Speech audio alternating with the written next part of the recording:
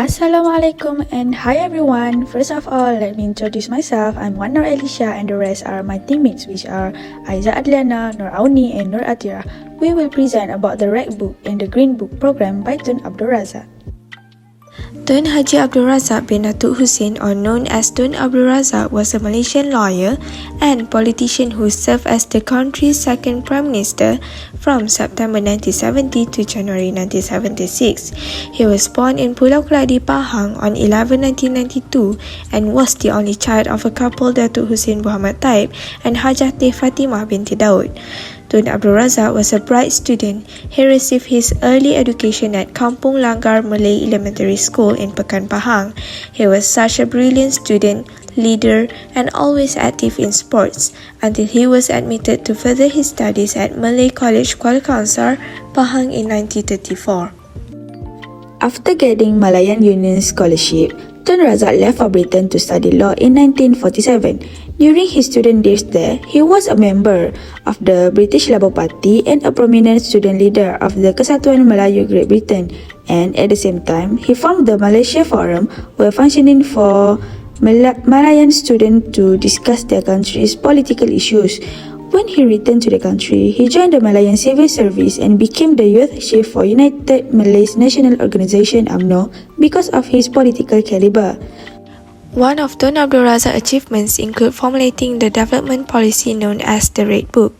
Tun Abdul Razak is putting the Red Book and Green Book initiatives into action in order to improve the working environments of provincial networks. The Red Book includes detailed outlines of all projects currently being implemented at each committee level.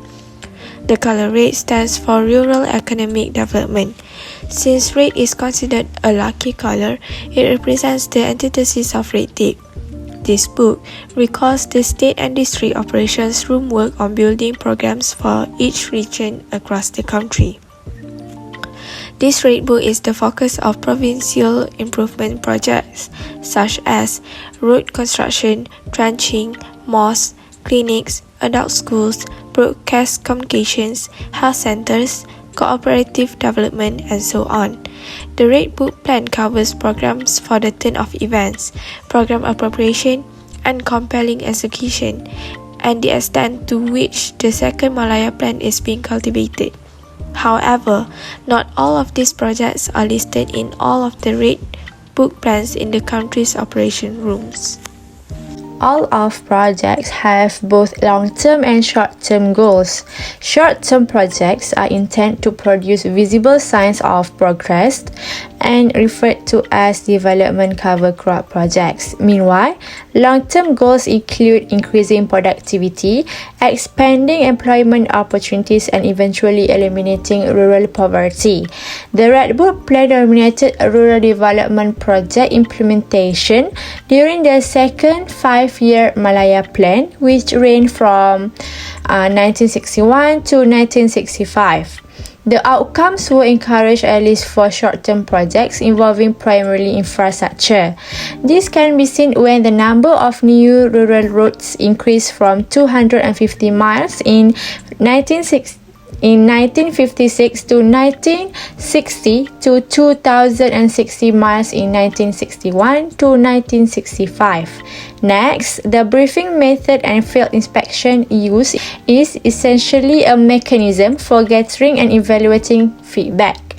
Ministers and high-ranking civil servants conduct regular field inspections and operation room briefings to take stock, diagnose the causes of any delays in development projects that listed in the Red Book plan, and prescribe on-the-spot remedies. Therefore, this exercise achieved a higher level of coordination among the various parties involved in the development project's implementation.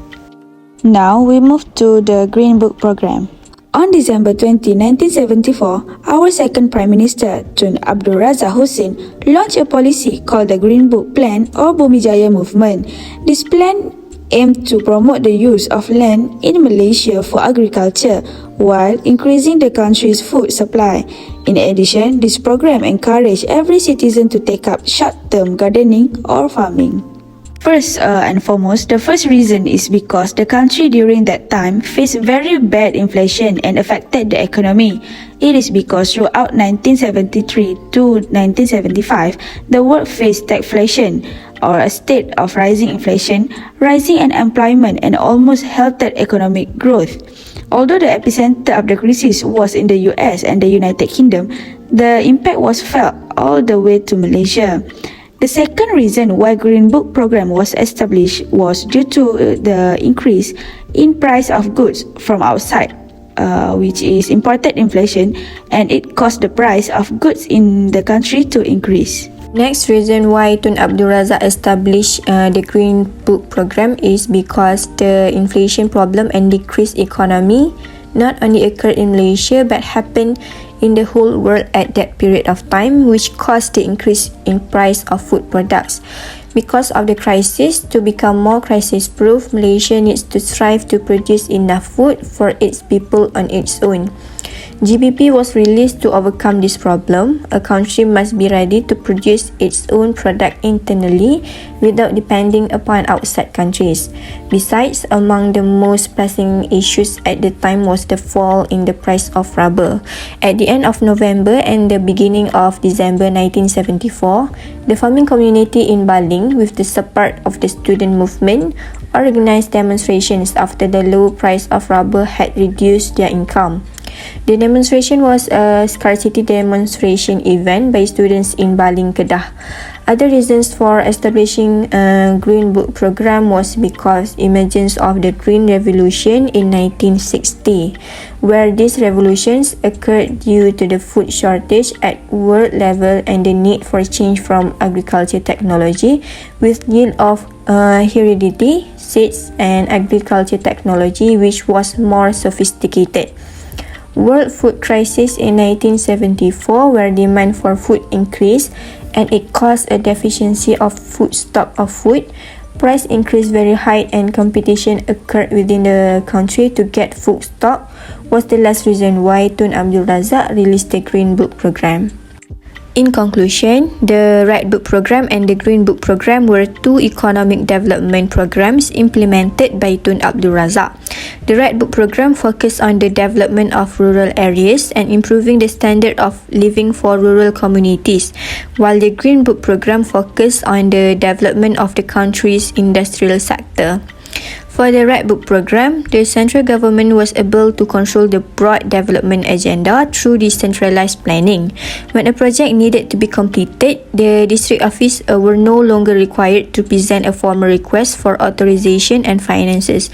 This significantly reduced implementation time. On the other hand, for the Green Book program, farmers' responsibility to cultivate food crops does not imply that they are solely to blame for all of the deficiency. The institutions of the king, government, professional groups, and etc. should all work together to guarantee that Malaysia's agriculture industry, particularly its impact on the food sector, can achieve its target. So I think that is all from our group. Thank you.